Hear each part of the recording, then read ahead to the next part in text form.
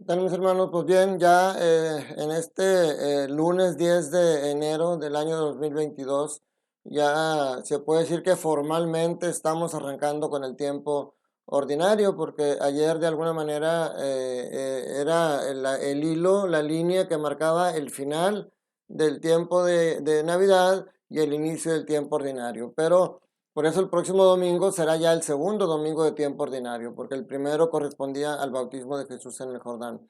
Pero hoy ya iniciamos, se fijan, yo ya quité los cojines que tenía acá como adornos con motivos navideños.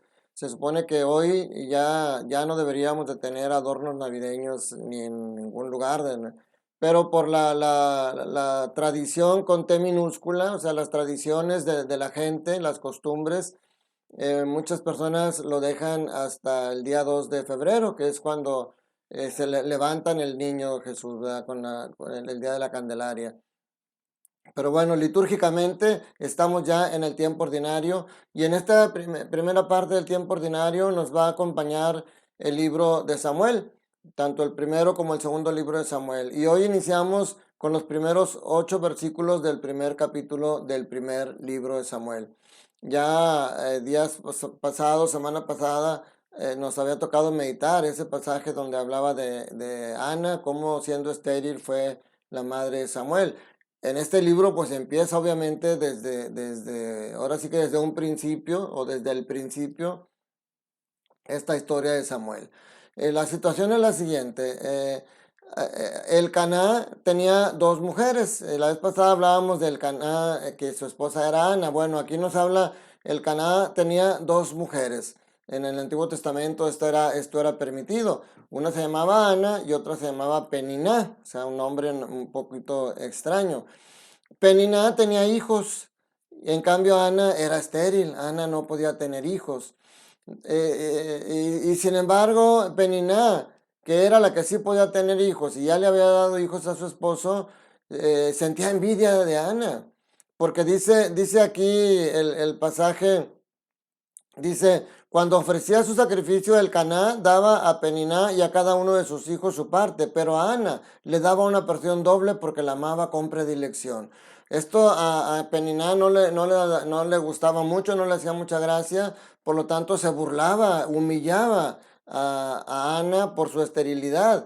Y pues Ana sufría esas humillaciones que le hacía Peniná.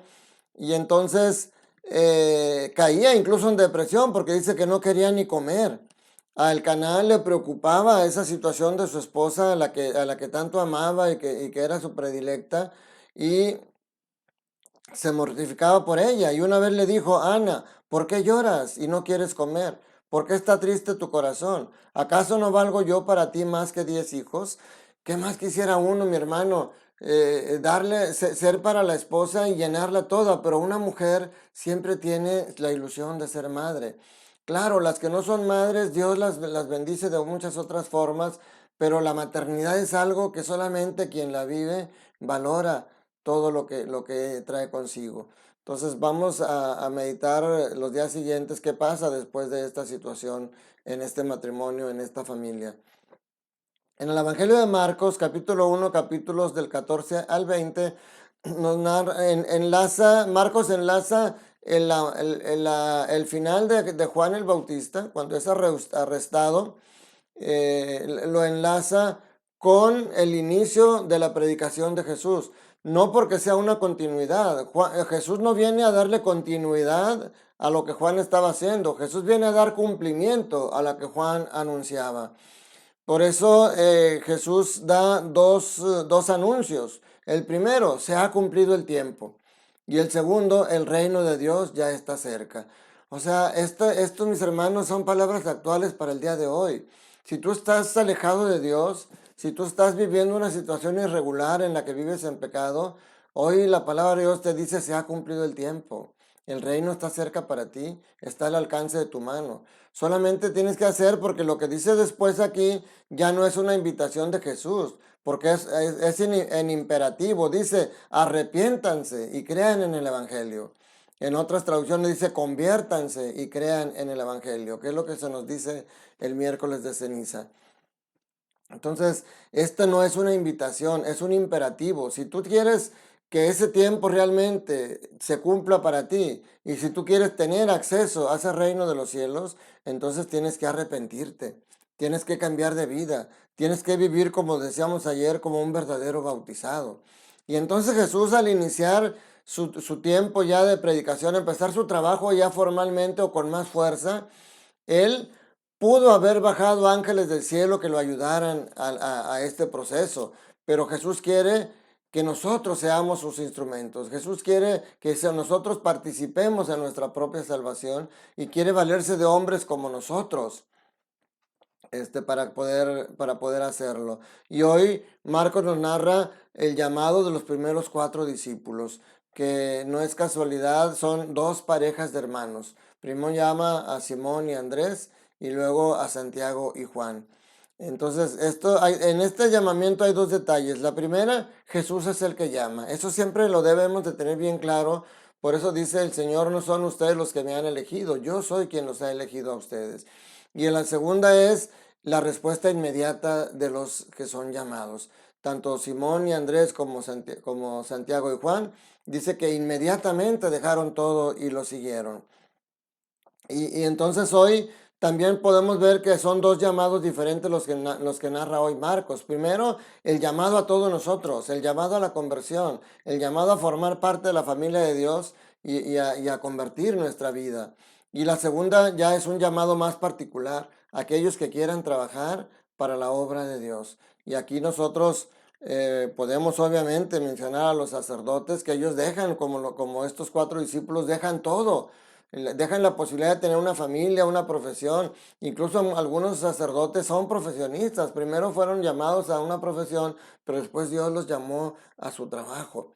Esto es algo admirable y por eso tenemos que orar mucho por los sacerdotes. A veces dicen, no, es que la iglesia está llena de pecadores. Claro, hoy estamos hablando de los primeros 4 discípulos, que eran honrados, trabajadores, de familia. Pero luego vamos a hablar del 5.º discípulo, que no era de ese mismo. Y hablamos después de un discípulo que lo traicionó, o sea, de otro que lo negó, de otro que dudó. O sea, no esperes encontrar en la Iglesia Católica santidad como tú crees. O sea, yo soy diácono permanente, pero soy como tú. Tengo la misma fragilidad que tú y el diablo me ataca de la misma manera que a ti. Pero tenemos que trabajar juntos para poder esta iglesia que es santa. La iglesia católica es santa, por eso decimos es una, santa, católica y apostólica. Pero no es santa porque seamos santos nosotros los integrantes en el sentido de que no pecamos. Es santa porque Cristo la santifica, porque Cristo forma parte y porque nosotros formamos parte del cuerpo de Cristo. Y la santidad que nosotros estamos llamados a vivir aquí en la tierra es la de la lucha en contra del pecado.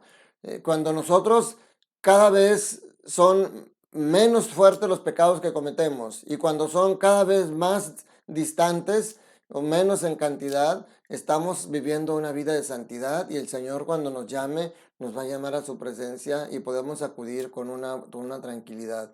Cuando tú vives en pecado abundante, aunque no cometas pecados graves, pero vives con pecados veniales abundantes y ya tu canasta está llena, pues eso puede ser peligroso para tu vida de salvación.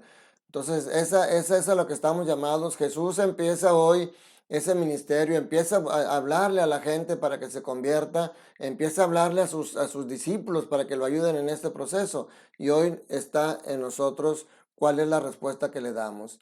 Primero, realmente, ¿por qué hay cada vez menos vocaciones sacerdotales? No porque haya crisis de vocación, Dios sigue llamando, pero hay crisis de respuesta. La gente ya no le responde en forma inmediata como estos discípulos.